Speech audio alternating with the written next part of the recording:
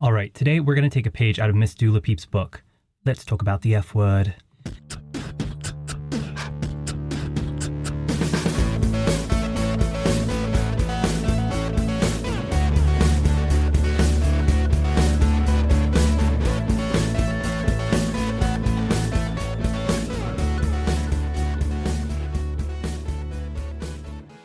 Hello, my LGBTQTs, and welcome back to another episode of A Jaded Gay. I'm Rob Lovelace, and today I'm a non-jaded gay because I'm very excited. I had applied earlier in the summer to a program for some leadership development skills, and I found out that I got into it. So it'll be kicking off shortly, and I'm really excited for this opportunity. It's going to be really great. I'm really passionate about furthering my career, increasing my knowledge and my education, and just trying to learn new skills. So I'm excited about what I'm going to learn, and I'm hoping it'll benefit me in the long run. Anyway, as hinted at in today's intro, we will be talking about the F word, and not the fun kind. Also, if you didn't get the reference at the beginning, it's a nod to Wendy Williams. She had mispronounced Dua Lipa's name in one of her segments and called her Miss Dula Peep, and I just think it's kind of fun to refer to. Also, that little Dua Lipa quote, let's talk about the F word. She did a video for the Fashion Awards in 2021 and gave that iconic line referring to fashion as the F word. Let's talk about the F word, fashion. But no, we're not going to be talking about fashion either. Today, we are talking about the word faggot. We're going to talk about what it means, where it came from, and how the gays feel about it today. Now, obviously, this word can be pretty triggering for some of us. So before we dive into its oppressive origins and then the reclamation of the word today, we're going to pull our tarot. So for this episode, we pulled another Major Arcana card, and I feel like I've been pulling a lot of Major Arcana cards lately. I pulled the Star in reverse, and actually, I've never pulled the Star before, not for any of the podcast episodes, not for any of my own tarot reading, so this is pretty exciting. In numerology, it's a number 17, and the Major Arcana goes up to 21, so we're getting towards the end of our journey within that Major Arcana with this card. As you know, in numerology, we add double digits together, so 1 plus 7 equals 8. And 8, obviously, if you turn it, it looks like the infinity sign to show that the energies are constantly flowing through us and never ending. It's also tied to success and power. And in tarot, this card is also connected to strength, which is number 8 in the Major Arcana. And when we look at this card, we see a woman knelt over a little pond or lake. She's pouring water into the lake and then also onto the earth that she stands on. And obviously there's a bright star above her with some other stars surrounding her.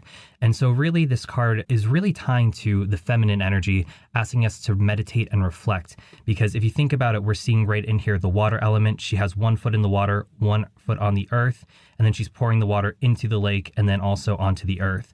Water, as you know, ties to our emotions. That's also a feminine energy. And seeing the earth, that's tied to grounding, stabilizing energy, which we see in the Suit of Pentacles, and that's also tied to feminine energy. So there's a lot of reflection and meditation in this card, so we really need to think through our emotions here. And while typically this card might seem like she has a good balance both between the emotions of water and the stability of the earth, when we're in reverse, it's signifying that we're not so connected between, our stabilizing, grounding forces and our emotions. We're feeling disconnected from something, whether it's from the universe, from our projects, from our family, friends, whatever. There's some kind of disconnect we need to address. And despite any troubles we might be going through or obstacles, we can't lose faith in the process. All those gym bros always like to say, trust the process. It's like if you go to the gym and you start lifting, you're not going to hit your fitness goals overnight. It takes a long time of commitment and dedication. Same thing with work. You don't start a job as a CEO. You start your way at the bottom and work your way up. It's the same with relationships, friendships. Anything worth working towards is going to take hard work and effort, and it's not going to be instantaneous. So maybe it's taking us a little bit longer than we'd like it to, or longer than we thought it would. And so we're starting to maybe lose faith in the process that we're going through. We're losing faith in our journey, but we need to stay connected and trust the process. And this card also is a little reassuring because it's saying that while we might be feeling shaky right now, inspiration is on the horizon, so we can't give up. We need to hold out for that inspiration. Maybe it'll come to us in the form of the success we're working towards, or we'll get a reassuring sign somewhere, or some indication that we're on the right trajectory. But it's going to take just a little bit more time, so hold off and just search for that inspiration around you. Be mindful and live in the moment. So yeah, going from the tarot to the F word, we're all familiar with it, and most of us have been called it at some point in our lives. For myself personally, I remember hearing that word thrown around a lot in middle school. Everybody was a faggot or a fag, but I didn't know what it meant. I thought it was just kind of like another word you throw out there, like, being like an asshole or a jerk or a douchebag, something like that. And it wasn't until probably high school that I realized that it was actually a gay slur. And, in middle school, I'm sure I was called it because, again, they were calling everybody that word. I don't remember as an adult or in high school or college ever being called that. at least not to my face, maybe behind my back. I have, however, been called a homo at the gym, which you're all familiar with, and then also a fucking queer at the grocery store in 2015, but never a faggot. But anyway, where does this word come from? Because it's not, obviously you can understand that homo is short for homosexual, but where does this F word come from? Well, interestingly enough, a faggot is an Old English unit of measurement. It was typically applied to bundles of certain items, and most commonly it was used to measure a bundle of sticks primarily used for kindling. And a short faggot, no, that's not a gay under 5'5", it equaled a bundle of sticks that is 3 feet long and 2 feet in circumference. And a long faggot equaled a bundle longer than 3 feet. However, by the mid-16th century, this word took on a new meaning. During this time, those who opposed the teachings of the Catholic Church were labeled heretics and burned alive. So there's some debate over if this is factual or speculative, but some believe that carrying these faggots, which, again, bundles of sticks, to fires to burn heretics is how the association came to be. And during these burnings of heretics, phrases were shouted such as "fry a faggot." Soon, faggot became a shorthand term for heretics. So by the 1800s, this word was also used to refer to women in a derogatory way. So again, the association between the initial origins of the word and its use as a slur for gay men may have stemmed from this, but the etymology is still somewhat debated. Regardless, the American use of faggot as a gay slur first appeared in the 1914 book, A Vocabulary of Criminal Slang with Some Examples of Common Usages by Lewis E. Jackson and C.R. Hellyer. It was spelled with one G, and the example they used was, "All the faggots, in parentheses sissies, will be dressed in drag at the ball tonight." And another quick vocabulary lesson, sissy entered the American English language in the mid-1800s, and it originally was short for sister. However, its pejorative use appeared in the late 1800s and was used to describe an effeminate or cowardly man. In 1923, a study titled The Hobo, The Sociology of the Homeless Man, first used the word fag, stating fairies or fags are men or boys who exploit sex for profit. And in the 1937 novel Big Money, author John Dos Passos wrote, "The first thing Marge thought was how on earth she could ever have liked that faggot." Again, this was also spelled with one G. So in the early 1900s, the word faggot and fag were thrown around and no one really questioned it because being gay was very taboo and kept on the down low. But then we have the Stonewall riots in 1969 and the meaning of the word faggot became complex as some used it to reclaim their identities. In 1973, Al Carmines, a gay actor and playwright, debuted his Broadway play titled The Faggot. And I'm going to read a quick quote from a New York Times review. Mr. Carmines takes a liberated and ecumenical view of sex and love which still might shock less liberated members of the theater audience. Yet the purpose, sometimes stated and sometimes hinted at, is obviously to reveal the similarities in the many faces of love. It is also very funny. What is not is self-pitying or gloomy. Most homosexual shows are embarrassing for heterosexuals because they are either fiercely militant or atrociously maudlin. The faggot treats homosexuality as just a different kind of love. Certainly some of the problems of homosexuality, its restless promiscuity for example, are dealt with but quite lightly. The message is that perverts and inverts, and all other kinds of verts, are more like straight normal people than they are unlike. This is refreshing and rather unusual. And I think that's what it must be like to date me, refreshing yet rather unusual. Anyway, fast forwarding to 1978, Larry Kramer published a novel titled Faggots. And that name might sound familiar because Larry was a playwright, author, film producer, and gay rights activist. You're probably most familiar with his 1985 novel, The Normal Heart, which was turned into an HBO movie in 2014. He was also instrumental in the founding of ACT UP, that is the AIDS Coalition to Unleash Power, and I'm sure you're familiar with that, but if not, don't worry, there will be an episode on that in the future. Anyway, back to his novel Faggots. I'm going to read the book blurb on the back. Graphically sexual and one of the best-selling gay novels of all time, Faggots is a story of Fred Lemish, who at 39 has built up his body into a fatless state of being in great shape. Finally, he is ready to find Mr. Right, but from the Everhard Baths to the Pines on Fire Island, to that place of myth and legend, the meat rack, Lemish is looking for his dream lover in all the wrong places. Faggots is a fierce satire of the gay ghetto and a touching story of one man's desperate search for permanence, commitment, and love. Now, this book ended up being a controversial bestseller and divided the gay community. And apparently it was banned in the only gay bookstore in Manhattan.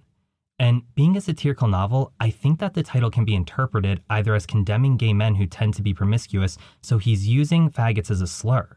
Or, since it is a sexually charged book, the title could be used in a more liberating way. And in the decades following, there's been mixed reception in the LGBTQ+ community in terms of using or reclaiming the word faggot.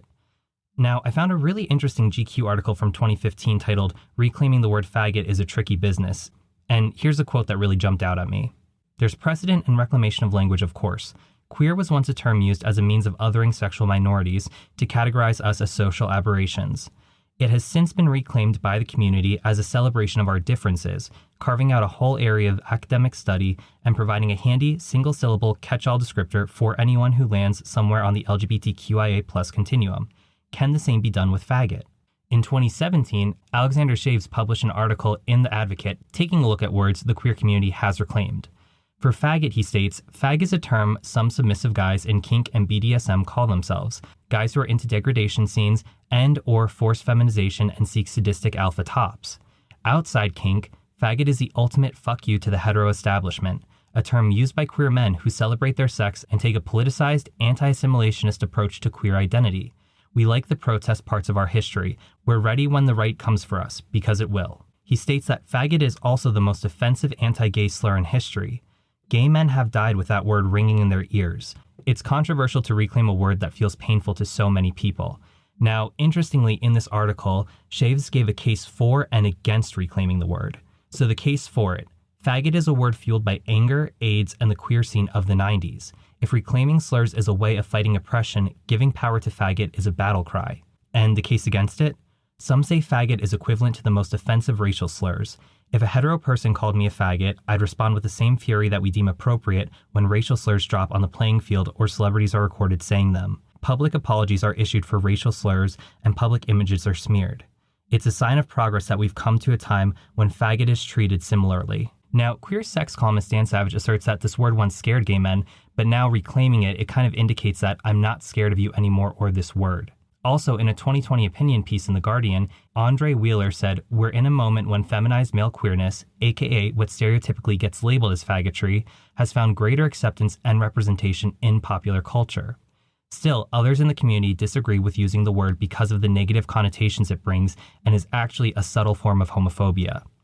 In fact, in the 2007 book, Dude, You're a Fag, Masculinity and Sexuality in High School, author C.J. Pascoe suggested that American high school boys use the word fag to assert their own masculinity by calling out another boy for being less masculine. And having been in high school during that time when the book was published, I definitely saw high school boys throw around that word, even in situations that weren't related to anything remotely gay. It was just, "Oh, you fag," when someone did something perceived as weak or not as being a tough guy. And I'm sure a lot of us have similar experiences or were even called it, so that word can carry a lot of weight for us. And another problem to this is the fact that straight people, especially those in the spotlight, feel it's okay to throw around. I mean, obviously Eminem threw the word around like nobody's business in his heyday, but even today it still persists. Last August, for example, Matt Damon told a story about how he made a joke and used the word faggot, and his daughter taught him that it wasn't okay to use. And he acted like such a martyr, like, "Oh, look at me, I learned not to use this word." Dude, it's 2022. Like, by now you really don't know you shouldn't say that word, especially a man in Hollywood. Like, come on. And actually, when I was reading some articles on the topic of reclaiming the word faggot, a lot of authors compared it to how some people who are black are reclaiming the N-word. So let's get one thing straight. If you're not gay, you don't get to use the word. Plain and simple. For myself personally, I don't know how I feel about it. I mean, I've never really referred to myself as a fag, nor do I call anybody that. And obviously in this episode, I'm saying the word faggot and fag.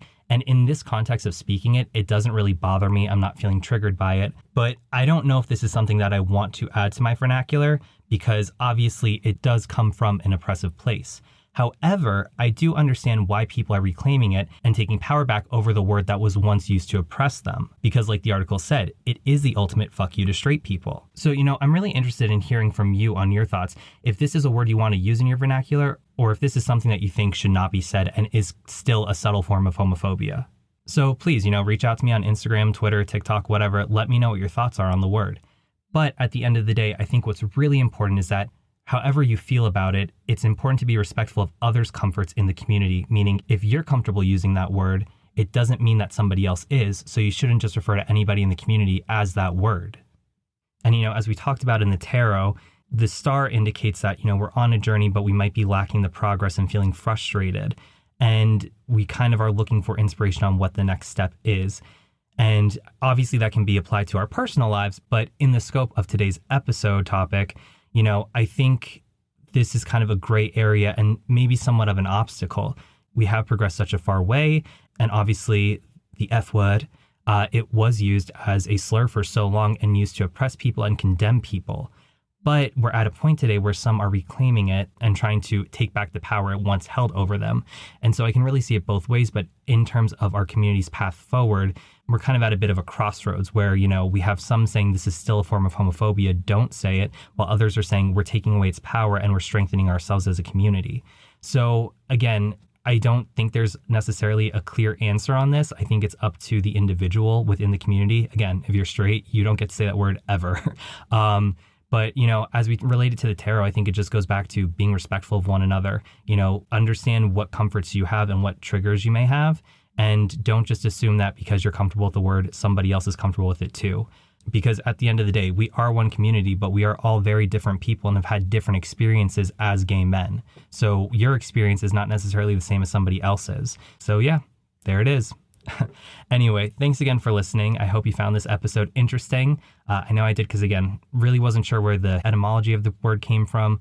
So kind of an interesting learning lesson. Anyway, please remember to rate, review, and subscribe. I'd really appreciate, too, if you can write some reviews for this podcast. I have, as of recording this, one on Apple Podcasts. So if you can add some reviews to that, I'd greatly appreciate it. And please make sure they're positive ones. You can also follow the podcast on Instagram, Twitter, and TikTok at ajadedgaypod. You can send me an email, rob@ajadedgay.com. And you can also connect with me, Rob Loveless, on Instagram and Twitter, at Rob_Loveless on Instagram, and at RobJLoveless on Twitter. And remember, every day is all we have, so you got to make your own happiness. Bye.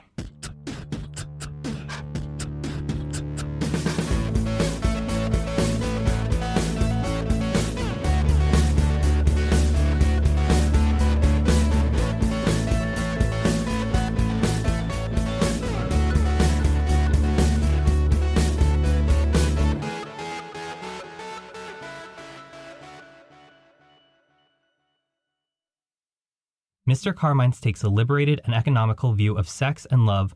Oh, that's not economical, that's a different word.